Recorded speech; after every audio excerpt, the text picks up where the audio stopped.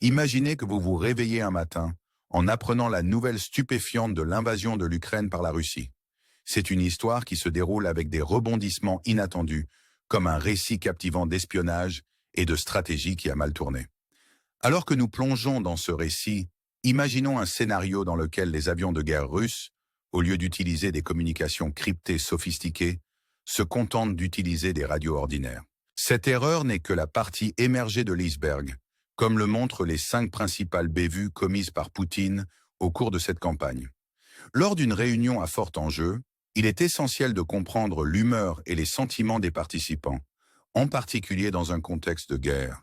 Or, la Russie a échoué de manière spectaculaire dans l'évaluation de l'environnement ukrainien, une erreur de calcul qui peut être attribuée en grande partie à Poutine lui-même et au service secret russe, le FSB. Le rôle du FSB était de recueillir des renseignements susceptibles d'orienter les décisions de Poutine, mais il a mal évalué la détermination et l'unité de l'Ukraine. Contrairement à l'approche collaborative des différentes agences de renseignement aux États-Unis, qui permet d'avoir une vue d'ensemble, la dépendance de la Russie à l'égard du FSB s'est traduite par une perspective étroite. Cette vision limitée a conduit à des décisions qui se sont révélées désastreuses pour l'Ukraine. La corruption au sein du FSB et du gouvernement russe n'a pas facilité les préparatifs de l'invasion. Après l'annexion relativement aisée de la Crimée en 2014, où les services de renseignement russes ont réussi à tirer parti du soutien local, la Russie semblait croire que l'histoire allait se répéter. Cependant, l'hypothèse erronée du FSB selon laquelle les Ukrainiens accueilleraient les Russes à bras ouverts s'est rapidement révélée fausse. Au contraire, les troupes russes ont été accueillies par des cocktails Molotov. Malgré les millions de dollars consacrés aux efforts d'espionnage et d'infiltration, il semble qu'une grande partie du budget ait été détournée, alimentant les rumeurs de corruption au sein du FSB. Cette mauvaise gestion était si grave que Poutine a lancé une purge au sein de l'agence, arrêtant ou renvoyant plusieurs fonctionnaires. Sergueï Beseda, le chef du 5e service du FSB, aurait été arrêté, mais des rumeurs persistent sur son statut. Cela reflète un problème systémique dans la culture russe, connu sous le nom de Vanyo, où les mensonges sont perpétués jusqu'au sommet de la chaîne de commandement. Poutine, peut-être sans le vouloir, est devenu une victime de cette tromperie, croyant en la puissance de ses forces sur la base de rapports falsifiés. Des commandants subalternes ont détourné des fonds destinés à l'entraînement des troupes, prétendant que leurs unités étaient prêtes au combat alors qu'en réalité, elles étaient loin de l'être. Cette culture de la tromperie et de la corruption, profondément enracinée dans l'ère soviétique, a rendu une planification précise presque impossible, comme l'ont montré les conflits passés en Afghanistan et en Géorgie. L'invasion s'est déroulée dans le chaos. Les soldats, qui ignoraient leur mission jusqu'à ce qu'ils franchissent la frontière ukrainienne, ont été confrontés à un réveil brutal. Cette fois, Poutine n'était pas le seul à blâmer. La pratique du Vanyo l'a atteint, le convainquant qu'il commandait une armée bien préparée. Des rapports ont fait état de soldats vendant des pièces détachées pour de la vodka, mettant en lumière l'étendue de la corruption au sein de l'armée russe. Même des officiers de haut rang étaient complices, habitués à détourner des ressources à des fins personnelles. Poutine, déterminé à conserver l'effet de surprise, a gardé secret les plans d'invasion, mais cette stratégie s'est retournée contre lui de manière spectaculaire. Contrairement à l'invasion américaine de l'Irak, qui a commencé par des frappes aériennes ciblées, la Russie pensait que l'Ukraine s'effondrerait en quelques jours, ce qui aurait des conséquences catastrophiques. Des officiers supérieurs comme Nikolai Patrushev et Sergueï Lavrov ont été tenus dans l'ignorance jusqu'au dernier moment. Ce manque de coordination a été évident lorsque le directeur de la CIA, William Burns, a présenté des preuves de l'intention de la Russie d'envahir l'Ukraine, prenant au dépourvu M. Patrushev. Les renseignements erronés sur lesquels la Russie s'est appuyée ont conduit à une invasion désastreuse, les soldats non préparés se heurtant à une résistance ukrainienne féroce. D'étranges découvertes ont été faites en cours de route, comme l'utilisation par les troupes russes de cartes périmées datant des années 1960 et l'absence d'outils de communication adéquats, remplacés par des téléphones portables personnels. Cela a donné à l'Ukraine un avantage tactique, lui permettant de suivre et de localiser facilement les forces russes. Si l'Ukraine avait disposé de systèmes plus avancés au début du conflit, la Russie aurait pu être confrontée à des attaques d'une précision dévastatrice qui l'aurait obligée à battre en retraite en quelques mois. Les médecins russes étaient si mal équipés qu'ils ont dû piller les pharmacies pour s'approvisionner. La situation s'est aggravée lorsque les troupes ont traversé sans le savoir la forêt rouge radioactive près de Tchernobyl, ce qui a entraîné des cas de maladies dues aux radiations.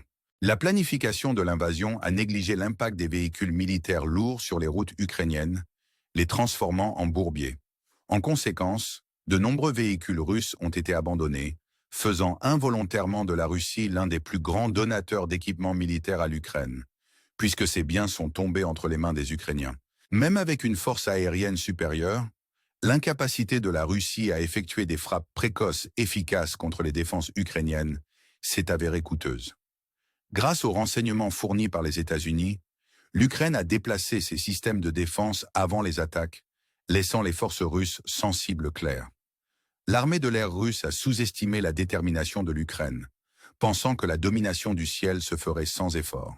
Cette erreur d'appréciation a mis en évidence l'impréparation du pays, les défaillances du renseignement et les déficiences organisationnelles ayant transformé l'invasion en débâcle.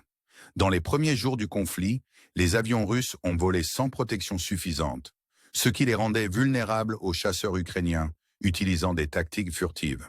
Au lieu de sécuriser leurs appareils par des patrouilles, les pilotes russes ont choisi de voler à basse altitude, s'exposant ainsi aux missiles portables tels que les Stinger.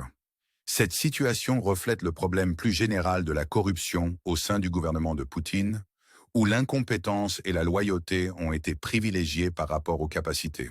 Cette approche a permis de s'assurer que l'entourage de Poutine ne représentait pas une menace pour son pouvoir, même si cela impliquait de relever des défis importants. La rivalité entre Sergueï Shoïgu, l'ancien ministre de la Défense, et Yevgeny Prigojine, l'ancien chef du groupe de mercenaires Wagner, a été particulièrement préjudiciable. Les deux parties se sont livrées à un sabotage mutuel, allant même jusqu'à fournir des renseignements aux Ukrainiens sur leurs positions respectives. Ce conflit interne a parfois dégénéré en affrontements directs, les troupes russes et wagnériennes se tirant dessus. Malgré ces querelles intestines préjudiciables, elles ont empêché la formation d'un front unifié contre Poutine.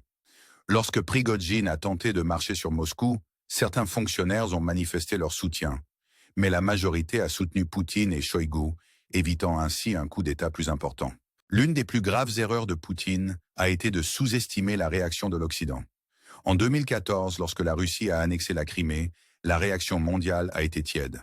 Il y a eu des paroles fortes mais peu d'actions, les sanctions étant légères et l'aide militaire à l'Ukraine limitée. Toutefois, en 2022, l'Occident, sous l'impulsion des États-Unis, a réagi avec une unité et une détermination sans précédent. Sous la houlette du président Biden, les alliances ont été revitalisées et une réponse énergique à l'invasion a été orchestrée. L'Europe, qui dépend fortement de l'énergie russe, a rompu ses liens avec Moscou et imposé de sévères sanctions. La politique antérieure de maintien des relations commerciales avec la Russie, défendue par l'Allemande Angela Merkel, a été abandonnée. Bien que Poutine ait cru à l'inaction de l'Europe, il a mal évalué la détermination de l'Occident. Même si la Russie sortait victorieuse de l'Ukraine, les coups ont été stupéfiants. L'économie russe est ébranlée et l'héritage de Poutine est terni par l'une des plus importantes bévues de l'histoire russe. Alors que nous réfléchissons à l'avenir, la question demeure. Où ces erreurs mèneront-elles la Russie et jusqu'où la nation peut-elle aller? Faites-nous part de vos réflexions dans les commentaires et n'oubliez pas d'aimer et de vous abonner pour plus d'informations. Si vous souhaitez comprendre les 3 principales erreurs de calcul de Poutine, cliquez sur la vidéo suivante. Approfondissons le réseau complexe de faux pas et d'erreurs de calcul qui ont marqué l'invasion malheureuse de l'Ukraine par la Russie. Imaginez l'audace d'une opération fondée sur de fausses prémices et des renseignements trompeurs qui s'effilochent de jour en jour. À mesure que les forces russes avançaient, il devenait de plus en plus évident que les informations sur lesquelles elles s'appuyaient étaient profondément erronées. Les dirigeants russes pensaient que leur puissance militaire serait accueillie à bras ouverts et avec gratitude. Mais ils se sont retrouvés confrontés à une résistance farouche de la part des forces ukrainiennes et des civils. Cette erreur d'appréciation n'était pas simplement une erreur tactique. Il s'agissait d'une incompréhension fondamentale de l'esprit des Ukrainiens et de leur détermination à défendre leur patrie.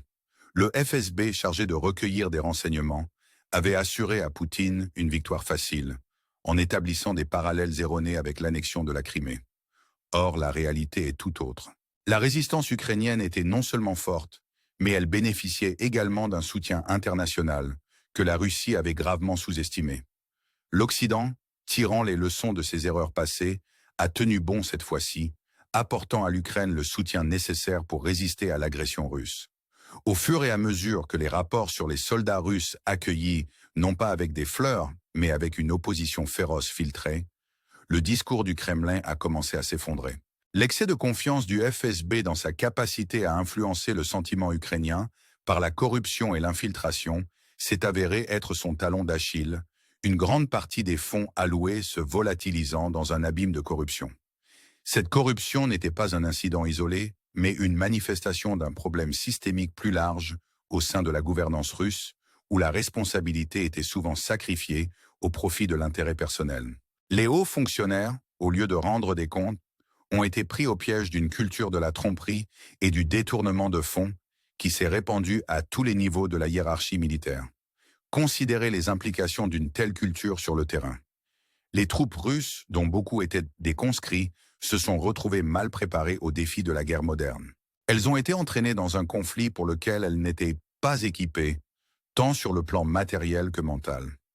Les récits de soldats manquant de fournitures de base, de la nourriture aux munitions, témoignent d'un manque cruel de préparation.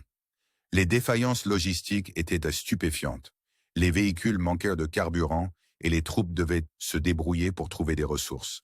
Il ne s'agissait pas d'une armée puissante avançant avec précision, mais d'une mêlée chaotique, marquée par le désespoir et le désarroi.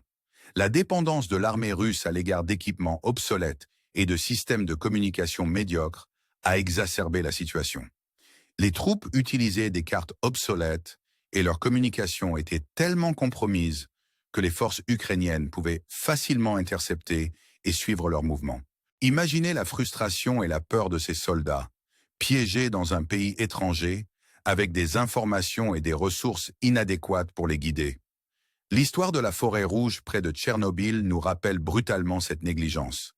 Les soldats russes, ignorant les dangers, ont marché dans cette zone hautement contaminée, creusant des tranchées et s'exposant aux radiations. Ce manque de sensibilisation et de planification a entraîné des pertes inutiles et des crises sanitaires, ce qui a encore affaibli les capacités de l'armée russe. À mesure que l'invasion s'essoufflait, il est devenu évident que l'orgueil démesuré des dirigeants russes les avait égarés. La confiance de Poutine en une victoire rapide, fondée sur des renseignements erronés et une sous-estimation de la résistance ukrainienne, s'est révélée être une grave erreur. La conviction initiale que l'Ukraine capitulerait rapidement a débouché sur une stratégie d'invasion bâclée, dépourvue du travail de fond nécessaire à sa réussite. Les répercussions de ces erreurs d'appréciation ne se sont pas limitées au champ de bataille. L'économie russe, déjà mise à rude épreuve par les sanctions, a dû faire face à de nouveaux défis alors que l'Occident s'unissait dans sa réponse. L'erreur d'appréciation de Poutine quant à la détermination de la communauté internationale a eu de graves conséquences économiques, avec un impact à long terme sur la position de la Russie dans le monde. Sur le plan interne, l'invasion a mis en lumière les failles de la structure du pouvoir russe. La rivalité entre des personnalités clés comme Sergueï Shoïgu et Yevgeny Prigojine a mis en lumière la désunion et les luttes de pouvoir qui ont marqué la campagne militaire. Au lieu de présenter un front uni, ces factions se sont efforcées de s'affaiblir mutuellement, souvent au détriment du succès opérationnel. Ce sabotage interne n'était pas seulement une maladresse stratégique, mais le reflet d'un dysfonctionnement plus large au sein du gouvernement russe. Les luttes intestines ont affaibli la position de la Russie, permettant à l'Ukraine d'exploiter ses divisions à son avantage. Le chaos et la corruption qui ont caractérisé l'invasion étaient symptomatiques de problèmes plus profonds au sein de la société russe. Une dépendance à l'égard de pratiques obsolètes, de l'ère soviétique, et une réticence à s'adapter aux réalités géopolitiques modernes. Alors que le monde observait le déroulement de ces événements, il est apparu clairement que l'approche de la Russie n'était pas viable. La question de la succession se posait avec acuité. Poutine resterait-il incontesté ou ses échecs provoqueraient-ils une réévaluation de son leadership? Le mécontentement croissant de la population russe, associé aux difficultés économiques, constituait une menace potentielle pour la stabilité du Kremlin. Pourtant, pour l'instant, Poutine maintient sa mainmise sur le pouvoir, naviguant dans les eaux troubles avec un mélange de répression et de rhétorique. La communauté internationale, quant à elle, continue de suivre la situation de près. La réponse ferme de l'Occident à l'invasion a marqué un changement important dans la dynamique mondiale, signalant un engagement renouvelé à défendre les valeurs démocratiques et à contrer l'agression. L'unité retrouvée des nations occidentales témoigne de leur détermination face à la belligérance russe. En réfléchissant aux événements en cours, on ne peut s'empêcher de se demander ce que l'avenir réserve à la Russie et à ses dirigeants. Ces faux pas serviront-ils de catalyseur pour le changement ou renforceront-ils le statu quo? Les mois et les années à venir révéleront le véritable impact de ces décisions, tant pour la Russie que pour la scène internationale. Au fur et à mesure que nous avançons dans la saga de l'invasion de l'Ukraine par la Russie, il devient évident que les conséquences de ces faux pas s'étendent bien au-delà du conflit immédiat. Les maladresses stratégiques, aggravées par la corruption interne et les pressions extérieures, ont préparé le terrain pour un changement géopolitique potentiel. Imaginez les effets d'entraînement d'une opération truffée d'erreurs, où la confiance initiale en une victoire rapide s'est dissipée en un engagement prolongé et coûteux. L'économie russe, mise à rude épreuve par les sanctions internationales et le coût de la guerre, est confrontée à un avenir précaire. Les industries qui dépendent du commerce mondial et de la technologie ont été durement touchées avec un accès limité au marché et aux ressources critiques. Cette pression économique est ressentie de la manière la plus aiguë par la population russe, dont la vie quotidienne a été perturbée par l'inflation et la pénurie. Alors que le Kremlin est aux prises avec ces défis, la question de la durabilité se pose avec acuité. La Russie peut-elle maintenir le cap ou les pressions croissantes l'obligeront-elles à changer de direction? Les retombées de ce conflit ne se limitent pas à la seule Russie. La communauté mondiale a été galvanisée par les événements en Ukraine, ce qui a conduit à un réexamen des alliances et des politiques de sécurité. L'unité affichée par les pays occidentaux, en réponse à l'agression russe, a renforcé l'importance de la défense collective et de la dissuasion. L'OTAN, autrefois perçue comme une relique de la guerre froide, a retrouvé une nouvelle raison d'être, renforçant sa présence en Europe de l'Est et réaffirmant son engagement envers les États membres. Cette revitalisation des alliances occidentales a des répercussions sur la sécurité mondiale, signalant une évolution vers une position plus affirmée à l'égard des régimes autoritaires. Pour l'Ukraine, la résilience dont elle a fait preuve face à l'adversité a été une véritable source d'inspiration. L'unité et la détermination du peuple ukrainien ont non seulement permis de contrecarrer les avancées russes, mais aussi de recueillir un large soutien international. Ce soutien s'est manifesté sous diverses formes, de l'aide militaire à l'assistance humanitaire, soulignant la solidarité mondiale avec la lutte de l'Ukraine pour sa souveraineté. En reconstruisant et en renforçant ses défenses, l'Ukraine est un symbole de résistance et d'espoir, un témoignage du pouvoir de l'unité face à l'agression. Les leçons tirées de ce conflit sont nombreuses et d'une grande portée. Pour la Russie, la nécessité d'une introspection et d'une réforme est évidente. Le recours à des tactiques dépassées et l'omniprésence de la culture de la corruption se sont révélés être des handicaps importants. Si la Russie veut retrouver sa place sur la scène mondiale, elle doit s'attaquer à ces problèmes systémiques et s'adapter à l'évolution du paysage géopolitique. On ne saurait trop insister sur le rôle des dirigeants dans cette transformation. L'emprise de Poutine sur le pouvoir, bien que ferme pour l'instant, pourrait être mise à l'épreuve au fur et à mesure que les conséquences de ces décisions deviendront plus apparentes. Les luttes de pouvoir interne et le mécontentement de l'opinion publique pourraient constituer des défis importants pour son régime.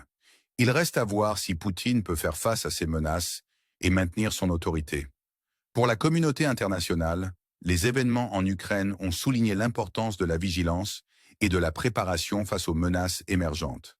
La nécessité de disposer de renseignements solides et de réponses coordonnées n'a jamais été aussi évidente. Alors que les nations réévaluent leur stratégie de sécurité, l'accent mis sur la collaboration et la résilience façonnera l'avenir des relations internationales. L'impact de ce conflit s'étend également au domaine de la politique énergétique. La décision de l'Europe de couper les liens avec les sources d'énergie russes a accéléré la transition vers les énergies renouvelables et la diversification des chaînes d'approvisionnement. Ce changement ne réduit pas seulement la dépendance à l'égard des ressources russes, mais s'aligne également sur des objectifs environnementaux plus larges, ouvrant la voie à un avenir énergétique plus durable. Les répercussions de cette transition se feront sentir sur le marché mondial de l'énergie, influençant les prix et les politiques pour les années à venir. En réfléchissant aux leçons à tirer de ce conflit, il est évident que la voie à suivre est semée d'embûches, mais aussi d'opportunités. La résilience du peuple ukrainien, l'unité de la communauté internationale et le potentiel de réforme de la Russie sont autant d'éléments qui laissent entrevoir un avenir de paix et de stabilité. Cependant, alors que nous réfléchissons au chemin à parcourir, une question persiste. Les leçons de ce conflit conduiront-elles à un changement durable ou l'histoire se répétera-t-elle sous de nouvelles formes? Alors que nous continuons à suivre ces événements, restons engagés et informés, prêts à soutenir les efforts de paix et de justice par tous les moyens possibles. Si vous avez trouvé cette analyse intéressante, n'hésitez pas à aimer et à vous abonner pour recevoir d'autres rapports approfondis sur les affaires mondiales. Et si vous souhaitez approfondir les implications géopolitiques de ce conflit, ne manquez pas de cliquer sur notre prochaine vidéo.